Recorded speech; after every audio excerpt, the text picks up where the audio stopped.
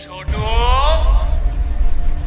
आज हम बात करने वाले हैं ओ रोमियो के ट्रेलर की। और ये ट्रेलर सिर्फ एक फिल्म का ट्रेलर नहीं है, ये तो सिनेमा के पूरे रोमांस जॉनर पर एक खुला ऐलान जंग लगता है। तो चलिए मेरे साथ इस जहरीले से रोमांस की एक एक परत खोलकर देखते हैं। ट्रेलर शुरू होता है और पहली ही लाइन, ये कोई डायलॉग नहीं लगता, ये तो एक चेतावनी है, एक धमकी। जिस तरह से इसे कहा गया है, जानते हैं, एकदम फुसफुसाकर लेकिन नफरत से लबालब। बस यही अंदाज सुनने वालों के रोंगटे खड़े कर देता है। और असल में यही वो एक लाइन है जो आगे आने वाले हर एक सीन के लिए एक कह सकते हैं स्याह और बेचैन करने वाला टोन सेट कर देती है। तो आज हम क्या करने वाले हैं, हम इस ट्रेलर को ना इन 6 हिस्सों में तोड़कर समझेंगे। हम देखेंगे कि ये ट्रेलर कैसे हमारी जानी पहचानी प्रेम कहानियों की जड़ें हिला देता है। शुरुआत करेंगे एक एंटी रोमांस के आने से, फिर देखेंगे कि कैसे मोहब्बत को एक बद्दुआ की तरह दिखाया गया है। इसके बाद हम बात करेंगे हैवानियत की उस दहलीज की जिसे पार कर लिया जाता है, और फिर जिस्म और रूह की लड़ाई से होते हुए आशिक के जनाजे तक पहुंचेंगे, और आखिर में एक बड़ा सवाल खड़ा करेंगे। तो सबसे पहले बात करते हैं मुझे भी लगी है एक एंटी रोमांस के आगमन की। देखिए, ये ट्रेलर सिर्फ एक नई कहानी नहीं सुना रहा, यह असल में उस मीठे सदाबहार रोमांस पर सीधा सीधा हमला कर रहा है जिसे सिनेमा न जाने कितने दशकों से हमें परोसता आया है। ये एक तरह से चॉकलेट बॉय हीरो की मौत का ऐलान है। जरा देखिए तो ट्रेलर कैसे दो बिल्कुल अलग दुनियाओं को आमने सामने खड़ा कर देता है। एक तरफ है वो क्लासिक वाला गुलाबी प्यार, एकदम सदाबहार, जहां हीरो हीरोइन एक दूसरे को पूरा करते हैं, और फिर दूसरी तरफ है ओ रोमियो का रोमांस, जहरीला, कच्चा और स्याह काला। यहां प्रेमी एक दूसरे को पूरा नहीं करते बल्कि एक दूसरे को बर्बाद कर देते हैं, और बस यही इस फिल्म की दुनिया की बुनियाद है। लेकिन इस जहरीले रोमांस की जड़ें ना और भी ज्यादा गहरी हैं। तो अब आते हैं हमारे दूसरे हिस्से पर, लव एक वहशी बद्दुआ की तरह। अब हम फिल्म के उस कोर आइडिया को समझने की कोशिश करेंगे, उसकी फिलॉसफी को, कि प्यार कोई वरदान नहीं बल्कि एक तबाह कर देने वाली ताकत है। अब जरा इस डायलॉग पर गौर कीजिए। मोहब्बत एक बद्दुआ है जो मुझे भी लगी है और आपको भी। ये सिर्फ एक लाइन नहीं है, ये इस फिल्म की पूरी अंधेरी दुनिया का फाउंडेशन है। यहां मोहब्बत कोई सुकून देने वाली चीज नहीं, ये एक इन्फेक्शन की तरह है, एक छूत की बीमारी जो दोनों को अपनी चपेट में ले लेती है और फिर धीरे धीरे उन्हें अंदर से खोखला कर देती है। तो मतलब एकदम साफ है, प्यार को एक बचाने वाली, एक हील करने वाली ताकत मानने का जो आइडिया है ना, उसे यहां पूरी तरह से सिर के बल खड़ा कर दिया गया है। इस दुनिया में प्यार एक बीमारी है और प्रेमी, वो एक दूसरे के सिवियर नहीं है, वो एक दूसरे की तबाही का समान है। पर ये जो तबाही है ना, ये सिर्फ बाहरी नहीं है। ट्रेलर हमें एक साइकोलॉजिकल अंधेरे में भी खींच कर ले जाता है। और यहीं आता है हमारा तीसरा हिस्सा, हैवानियत की दहलीज को पार कर जाना।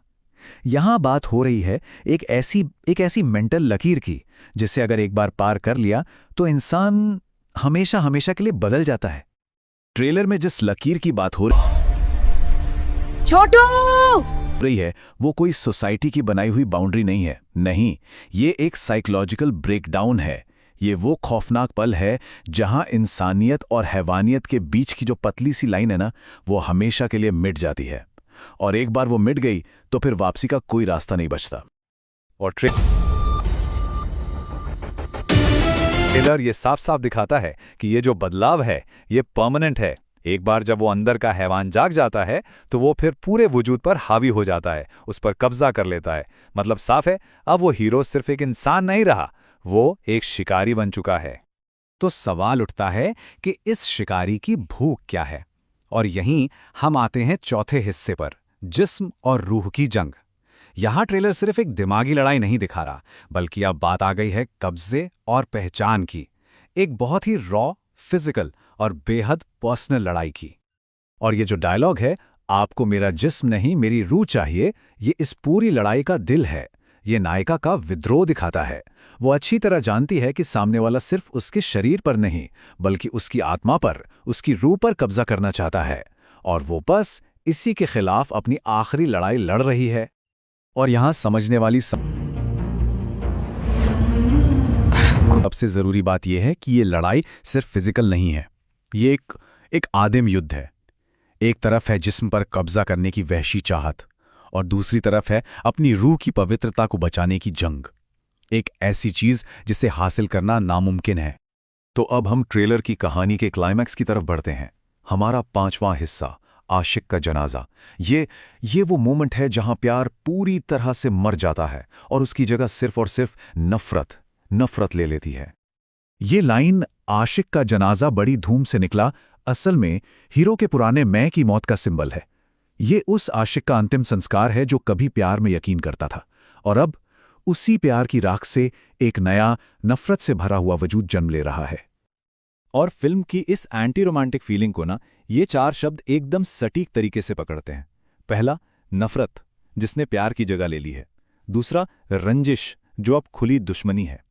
तीसरा, हैवानियत, जो और शेंडी लगा रहा है